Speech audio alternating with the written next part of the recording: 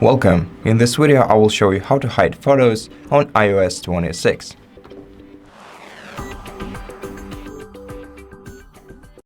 To do that, open the Photos app, select a photo from a library that you want to hide, tap on the three-dot icon in the top right corner of the screen and select Hide.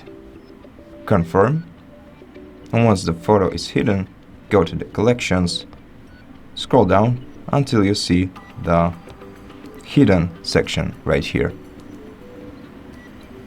To view this album, you'll have to enter your passcode, and here you'll see all the hidden photos on your iPhone.